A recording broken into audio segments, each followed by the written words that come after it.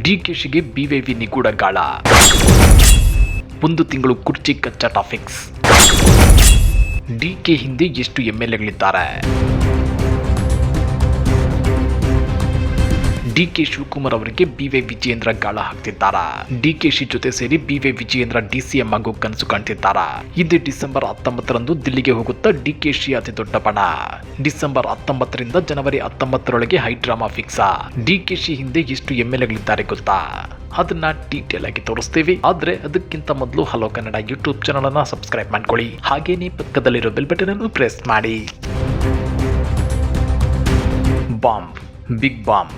ರಾಜ್ಯ ಬಿಜೆಪಿಯಲ್ಲಿ ಅತಿ ದೊಡ್ಡ ಬಾಂಬ್ ಸ್ಫೋಟಗೊಳ್ಳೋ ಎಲ್ಲ ಲಕ್ಷಣಗಳು ಎದ್ದು ಕಾಣ್ತಿವೆ. ವಿಧಾನಸಭಾ ಅಧಿವೇಶನ ಮುಗಿದ ಕೂಡಲೇ ಸಿದ್ದು ಮತ್ತು ಡಿಕೆಶಿ ಮಧ್ಯೆ ಕುರ್ಚಿ ಕಚ್ಚಾಟ ಮತ್ತಷ್ಟು ಜೋರಾಗೋ ಸಾಧ್ಯತೆ ಇದೆ. ಅಂದ್ರೆ ಹಿಂದೆಂದೂ ಕಂಡು ಕೇಳಿರಿಯದಷ್ಟು ಹೈಕಮಾಂಡ್ ಕೂಡ ಊಹೆ ಮಾಡದಷ್ಟು ದೊಡ್ಡದಾಗುವ ಲಕ್ಷಣಗಳು ಗೋಚರಿಸುತ್ತಿವೆ. ನಿಮ್ಗೆ ಗೊತ್ತಿರಲಿ, ಈ ಹಿಂದೆ ವಿಧಾನಸಭಾ ಕಲಾಪದಲ್ಲಿ ಮಾತನಾಡುವಾಗ ಡಿಕೆಶಿ ಒಂದು ಮಾತನ್ನ ಹೇಳಿದ್ರು. ಅಧಿಕಾರ ಬೇಕಾದ್ರೆ ಒದ್ದು ಕಿತ್ಕೋಬೇಕು, ತನ್ನಿಂದ ತಾನೇ ಬರಲ್ಲ ಅಂತ ಹೇಳಿದ್ರು. ಅದರಂತೆ ಡಿಕೆಶಿ ಇಷ್ಟು ದಿನ ತಾಳ್ಮೆಯಿಂದ ಕಾದಿದ್ದಾಯ್ತು. ಹೈಕಮಾಂಡ್ ಕೊಟ್ಟ ಮಾತಿಗೆ ಮುಲಾಜು ನೋಡಿಯೂ ಆಯ್ತು. ಇನ್ನೇನಿದ್ರು ತಿರುಗಿ ಬೀಳೋ ಕಾಲ ಸನ್ನಿಹಿತವಾದಂತೆ ಕಂಡು ಬರ್ತಿದೆ. ಹೀಗಾಗಿ ಡಿಕೆಶಿ ಈಗ ಒದ್ದು ಕಿತ್ಕೊಳ್ಳೋದಕ್ಕೆ ಮುಂದಾಗ್ತಾರಾ ಅನ್ನೋ ಮಾತುಗಳು ಕೇಳಿ ಬರ್ತಾ ಇವೆ. ಇಂಟ್ರೆಸ್ಟಿಂಗ್ ಸಂಗತಿ ಏನಂದ್ರೆ ಡಿಸಿಎಂ ಡಿಕೆ ಶಿವಕುಮಾರ್ ಅವರಿಗೆ ಬಿಜೆಪಿ ರಾಜ್ಯಾಧ್ಯಕ್ಷ ಬಿವೈ ವಿಜಯೇಂದ್ರ ಗಾಳ ಹಾಕಿದ್ದಾರಂತೆ. ಇದನ್ನ ನಾವು ಹೇಳ್ತಿಲ್ಲ, ಖುದ್ದು ಬಿಜೆಪಿಯಿಂದ ಉಚ್ಚಾಟನೆಗೊಂಡಿರೋ ಶಾಸಕ ಬಸನಗೌಡ ಪಾಟೀಲ್ ಯತ್ನಾಳ್ ಅವರೇ ಹೇಳಿದ್ದಾರೆ. ಡಿಕೆಶಿಯನ್ನ ಬಿಜೆಪಿಗೆ ಸೆಳೆಯುವ ಪ್ರಯತ್ನ ದೆಹಲಿಯಲ್ಲಿ ನಡೆದಿತ್ತು. ವಿಜಯೇಂದ್ರ ಡಿಸಿಎಂ ಆಗಲು ಅಮಿತ್ ಶಾಗೆ ಡಿಕೆಶಿಯನ್ನ ಮೀಟ್ ಮಾಡಿಸಿದ್ರು. ಶಾಸಕ ಯತ್ನಾಳ್ ಹೊಸ ಬಿಗ್ ಬಾಂಬ್ಗೆ ಬಿಜೆಪಿ ಶೇಕ್.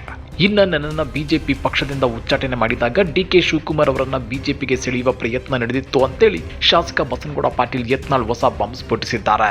ಯತ್ನಾಳ್ ಅವರ ಈ ಮಾತು ಇದೀಗ ಬಿಜೆಪಿ ಪಾಳ್ಯದಲ್ಲಿ ಬೆಂಕಿ ಬಿರುಗಾಳಿಯನ್ನೇ ಎಬ್ಬಿಸಿದೆ. ಕಾಂಗ್ರೆಸ್ನಲ್ಲಿ ಅದು ಕೂಡ ಸಿದ್ದು ಪಾಳ್ಯ ಮತ್ತಷ್ಟು ಅಲರ್ಟ್ ಆಗುವಂತೆ ಮಾಡಿದೆ. ಜೊತೆಗೆ ಸಿಎಂ ಸೀಟನ್ನ ಡಿಕೆ ಶಿವಕುಮಾರ್ ಅವರಿಗೆ ಬಿಟ್ಟು ಕೊಡಲೇಬಾರದು ಅಂತೇಳಿ ಸಿದ್ದು ಬಣ ತಿರುಗಿ ಬೀಳುವಂತೆ ಮಾಡೋ ಎಲ್ಲ ಲಕ್ಷಣಗಳನ್ನು ಹುಟ್ಟು ಹಾಕ್ತಿದೆ. ಅಷ್ಟೇ ಅಲ್ಲ, ಮುಂದಿನ 1 ತಿಂಗಳು ರಾಜ್ಯ ರಾಜಕಾರಣದಲ್ಲಿ ಎಲ್ಲ ಕ್ಷಿಪ್ರ ಬೆಳವಣಿಗೆಗಳು ನಡೆಯಬಹುದು ಅನ್ನೋ ಲೆಕ್ಕಾಚಾರಗಳು ಗರಿಗೆದರುವಂತೆ ಮಾಡಿದೆ. ಹೌದು ವೀಕ್ಷಕರೇ, ಬೆಳಗಾವಿಯಲ್ಲಿ ನಿನ್ನೆ ಮಾಧ್ಯಮಗಳ ಜೊತೆ ಮಾತನಾಡಿರೋ ಶಾಸಕ ಬಸನಗೌಡ ಪಾಟೀಲ್ ಯತ್ನಾಳ್ ನನ್ನನ್ನ ಉಚ್ಚಾಟನೆ ಮಾಡಿದ ಸಂದರ್ಭದಲ್ಲಿ ದೆಹಲಿಯಲ್ಲಿ ಡಿಕೆ ಶಿವಕುಮಾರ್ ಅವರನ್ನ ಆಪರೇಷನ್ ಮಾಡುವ ಪ್ರಯತ್ನ ನಡೆದಿತ್ತು. ನಾನು ಪಕ್ಷದಲ್ಲಿದ್ರೆ ಇದು ಆಗಲ್ಲ ಅಂತ ಉಚ್ಚಾಟನೆ ಬಳಿಕ ಪ್ರಯತ್ನ ನಡೆದಿತ್ತು ಅಂತೇಳಿ ಸ್ಫೋಟಕ ಹೇಳಿಕೆ ಕೊಟ್ಟಿದ್ದಾರೆ. ಖುದ್ದು ಬಿಜೆಪಿ ರಾಜ್ಯಾಧ್ಯಕ್ಷ ಬಿವೈ ವಿಜಯೇಂದ್ರ ಅವರೇ ತಾವು ಡಿಸಿಎಂ ಆಗಲು ಬಯಸಿದ್ರು. ಅದಕ್ಕಾಗಿ ಡಿಕೆಶಿ ಅವರನ್ನ ದಿಲ್ಲಿಯಲ್ಲಿ ಭೇಟಿಯಾಗಿ ಮಾತುಕತೆ ನಡೆಸಿದ್ರು. ಬಿಜೆಪಿಯವರೇ ಈ ಮಾತನ್ನು ನನಗೆ ಹೇಳಿದ್ರು. ಆನಂತರ ಜೋಶಿ ಅವರು ಅಮಿತ್ ಶಾ ಅವರ ಸೂಚನೆಯ ಮೇರೆಗೆ ನಾವು ಯಾರನ್ನು ಸೇರಿಸಿಕೊಳ್ತಿಲ್ಲ ಅಂತ ಹೇಳಿದ್ರು. ಆದ್ರೆ ನಿಜವಾಗಿಯೂ ಡಿಕೆಶಿಯನ್ನ ಬಿಜೆಪಿಗೆ ಕರೆತರುವ ಪ್ರಯತ್ನ ನಡೆದಿತ್ತು ಅಂತೇಳಿ ಯತ್ನಾಳ್ ಹೇಳಿದ್ದಾರೆ. ಇನ್ನ ಇಷ್ಟಕ್ಕೆ ನಿಲ್ಲದ ಯತ್ನಾಳ್ ಇದೇ ಡಿಸೆಂಬರ್ 19ಕ್ಕೆ ಕಾಂಗ್ರೆಸ್ನ ಶಾಸಕರು ಸಚಿವರುಗಳ ತಂಡೆ ದಿಲ್ಲಿಗೆ ದಾಂಗುಡಿ ಇಡಲಿದೆ. ಅದಕ್ಕಾಗಿ ಈಗಿನಿಂದಲೇ ಪ್ರಿಪರೇಷನ್ ನಡೀತಾ ಇದೆ. ಗ್ರೂಪ್ ಮೀಟಿಂಗ್ಸ್, ಡಿನ್ನರ್ ಮೀಟಿಂಗ್ಗಳು ನಡೀತಾ ಇವೆ. ಅಂದ್ರೆ ಸಿದ್ದರಾಮಯ್ಯ ಶಾಸಕರಿಗೆ ಒಂದು ಔತಣಕೂಟ ಏರ್ಪಡಿಸಿದ್ರೆ ಅತ್ತ ಡಿಕೆಶಿ ಪ್ರತ್ಯೇಕವಾಗಿ ಮತ್ತೆ ಕೆಲ ಶಾಸಕರಿಗೆ ಡಿನ್ನರ್ ಕೊಡಿಸ್ತಿದ್ದಾರೆ. ಇದೆಲ್ಲ ಎಂಎಲ್ಎಗಳನ್ನ ತಮ್ಮ ತಮ್ಮ ಬಣಗಳಿಗೆ ಸೆಳೆಯೋ ಪ್ಲಾನ್ ಅಂತೇಳಿ ಯತ್ನಾಳ್ ಹೇಳಿದ್ದಾರೆ. ಇನ್ನ ಯತ್ನಾಳ್ ಅವರ ಈ ಆರೋಪ ಇವತ್ತು ನಿನ್ನೆ ಇದ್ದಲ್ಲ, ಈ ಹಿಂದೆ ಕೂಡ ಈ ಮಾತನ್ನ ಹೇಳಿದ್ರು. ಆದ್ರೀಗ ಯತ್ನಾಳ್ ಅವರ ಈ ಆರೋಪಕ್ಕೆ ಹೆಚ್ಚು ಮೈಲೇಜ್ ಸಿಗ್ತಿದೆ. ನಿಮ್ಗೆ ಗೊತ್ತಿರಲಿ, ಈ ಹಿಂದೆಯೇ ಯತ್ನಾಳ್ ವಿಜಯೇಂದ್ರ ಮತ್ತು ಡಿಕೆಶಿ ಮಧ್ಯದ ಈ ಪ್ಲಾನ್ ಅನ್ನು ರಿವೀಲ್ ಮಾಡಿದ್ರು. ಆಗ ಡಿಕೆಶಿ ಹಿಂದೆ ಹೋಗೋ ಶಾಸಕರ ಸಂಖ್ಯೆ ಕಡಿಮೆ ಇದ್ದಿದ್ದಕ್ಕೆ ಅಮಿತ್ ಶಾ ಡಿಕೆಶಿಗೆ ಬೆಂಬಲ ಸೂಚಿಸಲು ನಿರಾಕರಿಸಿದ್ರು ಅನ್ನೋ ಮಾತುಗಳು ಹರಿದಾಡಿದ್ವು. ಆನಂತರ ಹಲವು ತಿಂಗಳುಗಳು ಉರುಳಿವೆ. ನವೆಂಬರ್ 20ಕ್ಕೆ ಸಿದ್ದರಾಮಯ್ಯ ಸಿಎಂ ಆಗಿ 2.5 ವರ್ಷಗಳು ಮುಗಿದ್ವು.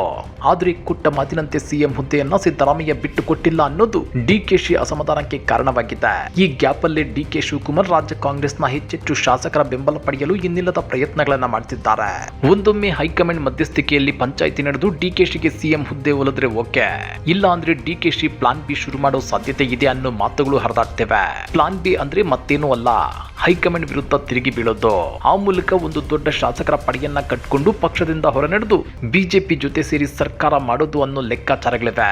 ಅಂದ್ರೆ ತೇಟ್ ಮಹಾರಾಷ್ಟ್ರದಲ್ಲಿ ಈ ಹಿಂದೆ ಶಿವಸೇನೆಯಿಂದ ದೊಡ್ಡ ಬಣವಾಗಿ ಹೊರಬಂದ ಏಕನಾಥ್ ಶಿಂದೆ ಬಣ ಬಿಜೆಪಿ ಜೊತೆ ಸೇರಿ ಅದೇಗೆ ಸರ್ಕಾರ ರಚಿಸಿತ್ತು.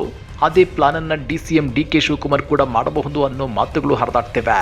ಯಾಕಂದ್ರೆ ಡಿಕೆ ಶಿವಕುಮಾರ್ ಇಷ್ಟು ದಿನ ಹೈಕಮಾಂಡ್ಗೆ ನಿಷ್ಠೆಯಿಂದ ನಡೆದುಕೊಂಡ್ರು. ಆದ್ರೆ ಇನ್ನೂ ನಿಷ್ಠೆ ತೋರಿಸಿದ್ರೆ ಡಿಕೆಶಿ ತಮಗೆ ಒದಗಿ ಬಂದ ಸಿಎಂ ಆಗುವ ಅವಕಾಶವನ್ನ ಕೈಚೆಲ್ಲಿದಂತಾಗುತ್ತೆ.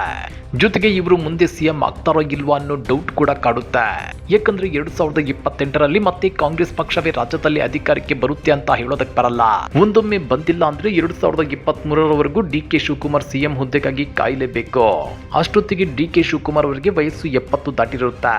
ಆಗ್ಲೂ ಸಿಎಂ ಆಗುವ ಅವಕಾಶ ಮಿಸ್ ಆದ್ರೆ ಡಿಕೆಶಿ ಜೀವನದಲ್ಲಿ ಸಿಎಂ ಆಗೋದಕ್ಕೆ ಆಗುತ್ತೋ ಇಲ್ವಾ ಅನ್ನೋ ಮಾತುಗಳು ಕೇಳಿ ಬರ್ತೇವೆ. ಹೀಗಾಗಿನೇ ಡಿಕೆ ಶಿವಕುಮಾರ್ ಕಾದಾಗ್ಲೇ ಕಬ್ಬಿಣವನ್ನ ತಟ್ಟಬೇಕು ಅನ್ನೋ ರೀತಿ ಆಡ್ತಿರೋದು. ಸಿಕ್ಕ ಅವಕಾಶವನ್ನ ಸದ್ಬಳಕೆ ಮಾಡಿಕೊಳ್ಳಲು ಮುಂದಾಗಿರೋದು. ಈಗಲ್ಲದಿದ್ರೆ ಇನ್ಯಾವಾಗ ಸಿಎಂ ಆಗೋದು ಅಂತೇಳಿ ಜಿದ್ದಿಗೆ ಬಿದ್ದಿರೋದು. ಇನ್ನ ಬಿಜೆಪಿ ಹೈಕಮಾಂಡ್ ಮಾತ್ರ ವಿಜಯೇಂದ್ರ ಮತ್ತು ಡಿಕೆಶಿ ಯೋಚಿಸಿದಂತೆ ಯೋಚನೆ ಮಾಡ್ತಿಲ್ಲ.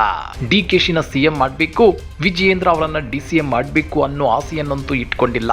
ಯಾಕಂದ್ರೆ ಇನ್ನುಳಿದ 2.5 ವರ್ಷಕ್ಕೆ ಇಂಥ ಅತಂತ್ರ ಸರ್ಕಾರ ರಚನೆ ಮಾಡಿದ್ರೆ ಕರ್ನಾಟಕದಲ್ಲಿ ಕಾಂಗ್ರೆಸ್ ಮೇಲೆ ಜನರ ಕನಿಕರ ಹೆಚ್ಚಾಗಿ ಬಿಜೆಪಿ 2028ರ ಎಲೆಕ್ಷನ್ ಅಲ್ಲಿ ಮತ್ತೆ ಬೆಂಚ್ ಕಾಯಿಸಬೇಕಾಗುತ್ತೆ. ಹೀಗಾಗಿ ಆದಷ್ಟು ಕಾಂಗ್ರೆಸ್ ಸರ್ಕಾರದಲ್ಲಿ ಕಿತ್ತಾಟ ಹೆಚ್ಚಾಗಿ ಸರ್ಕಾರ ಬಿದ್ದು ಹೋಗ್ಲಿ, ಮಧ್ಯಂತರ ಚುನಾವಣೆ ಎದುರಾಗ್ಲಿ ಅನ್ನೋದನ್ನೇ ಬಿಜೆಪಿ ಹೈಕಮಾಂಡ್ ಎದುರು ನೋಡ್ತಿದೆ. ಆದ್ರೆ ಬಿಜೆಪಿ ಹೈಕಮಾಂಡ್ಗೆ ಇನ್ನೊಂದು ಭಯ ಕೂಡ ಕಾಡ್ತಿದೆ. ಅದೇನ್ ಗೊತ್ತಾ? ಸದ್ಯ ರಾಜ್ಯ ಬಿಜೆಪಿಯಲ್ಲಿ ಸ್ಟ್ರಾಂಗ್ ನಾಯಕರಿಲ್ಲ.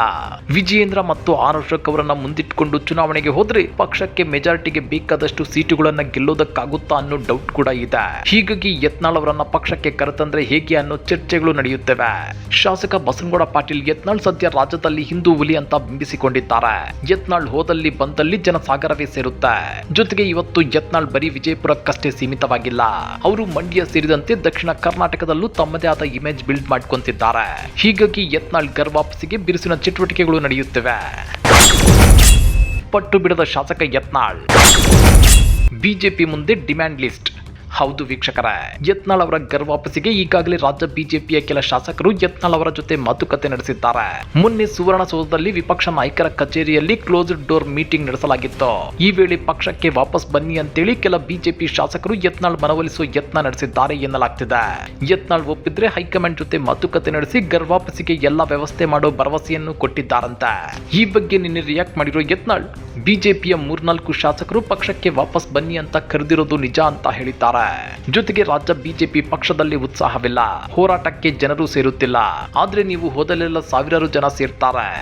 ಜನಪ್ರಿಯತೆ ಹೆಚ್ಚಾಗಿರೋದ್ರಿಂದ ಮತ್ತೆ ಬಿಜೆಪಿಗೆ ಬನ್ನಿ ಎಂದಿದ್ದಾರೆ ಅಂತೇಳಿ ಯತ್ನಾಳ್ ಸ್ಪಷ್ಟಪಡಿಸಿದ್ದಾರೆ. ಆದ್ರೆ ಯತ್ನಾಳ್ ಅವರು ಮಾತ್ರ ಈಗ ನಾನು ಸುಮ್ಮನೆ ಬಿಜೆಪಿಗೆ ಶಾಸಕನಾಗಿ ಹೋಗೋಕೆ ಚಾನ್ಸೇ ಇಲ್ಲ, ಏನಾದ್ರೂ ಮಾತು ಕೊಟ್ರೆ ಪಕ್ಷಕ್ಕೆ ಬರುತ್ತೇನೆ ಅಂತ ಹೇಳಿದ್ದೇನೆ. ಈಗ ರಾಜ್ಯ ಬಿಜೆಪಿ ಅಧ್ಯಕ್ಷ ಅಥವಾ ವಿಪಕ್ಷ ನಾಯಕನ ಸ್ಥಾನ ನೀಡಬೇಕು, ಮುಂದೆ ಸಿಎಂ ಸ್ಥಾನ ಕೊಡಬೇಕು ಅಂತ ಹೇಳಿದ್ದೇನೆ. ಅಮಿತ್ ಶಾ ಅವರನ್ನ ಭೇಟಿ ಮಾಡಿಸುತ್ತೇವೆ ಅಂತ ನನಗೆ ಯಾರು ಹೇಳಿಲ್ಲ. ಒಂದು ವೇಳೆ ಅವರಾಗಿ ಕರೆದು ಎಲ್ಲದಕ್ಕೂ ಒಪ್ಪಿಕೊಂಡಿದ್ದೇವೆ ಅಂದ್ರೆ ಹೋಗ್ತೇನೆ. ಆ ಅವಕಾಶ ಸಿಕ್ಕಿದ್ರೆ ಮುಂದಿನ ಸೀಟಿನಲ್ಲಿ ಕೂರುವುದು, ಇಲ್ಲದಿದ್ರೆ ಜೆಸಿಬಿ ಪಕ್ಷ ಮಾಡುವುದು ಅಂತ ಸ್ಪಷ್ಟಪಡಿಸಿದ್ದಾರೆ. ಹಾಗಾದ್ರೆ ಡಿಕೆಶಿಗೆ ಸಿಎಂ ಕುರ್ಚಿ ಸಿಕ್ಕಿಲ್ಲ ಅಂದ್ರೆ ತಮ್ಮ ಬೆಂಬಲಕ್ಕೆ ನಿಂತ ಶಾಸಕರ ದಂಡನ್ನ ಕಟ್ಕೊಂಡು ಡಿಕೆಶಿ ಪಕ್ಷ ಬಿಡ್ತಾರಾ? ಕಾಂಗ್ರೆಸ್ನಿಂದ ಹೊರಬರೋ ಡಿಕೆಶಿ ಬಣದ ಜೊತೆ ಸೇರಿ ಬಿಜೆಪಿ ಸರ್ಕಾರ ರಚಿಸಲು ಒಪ್ಪುತ್ತಾ? ಇಲ್ಲ ರಾಷ್ಟ್ರಪತಿ ಆಳ್ವಿಕೆ ಘೋಷಣೆ ಮಾಡಿ ಮಧ್ಯಂತರ ಎಲೆಕ್ಷನ್ಗೆ ಹೋಗುತ್ತಾ? ಡಿಕೆ ಶಿವಕುಮಾರ್ ಪಟ್ಟು ಸಡಿಲಿಸದೆ ಕರ್ನಾಟಕದಲ್ಲಿ ಕಾಂಗ್ರೆಸ್ ಪಕ್ಷವನ್ನ ಬಲಿ ಕೊಡ್ತಾರಾ? ಒಂದೊಮ್ಮೆ ರಾಜ್ಯದಲ್ಲಿ ಮಧ್ಯಂತರ ಎಲೆಕ್ಷನ್ ಘೋಷಣೆಯಾದ್ರೆ ಬಿಜೆಪಿ ಅಧಿಕಾರಕ್ಕೆ ಬರೋದಕ್ಕೆ ಸಾಧ್ಯವಾಗುತ್ತಾ? ಶಾಸಕ ಯತ್ನಾಳ್ ಅವರು ಬಿಜೆಪಿಗೆ ವಾಪಸ್ ಬಂದ್ರೆ ಬಿಜೆಪಿಗೆ ಸಿಂಹಬಲ ಬರುತ್ತಾ? ಕಮೆಂಟ್ ಮಾಡಿ, ವಿಡಿಯೋ ಲೈಕ್ ಮಾಡಿ, ಶೇರ್ ಮಾಡಿ.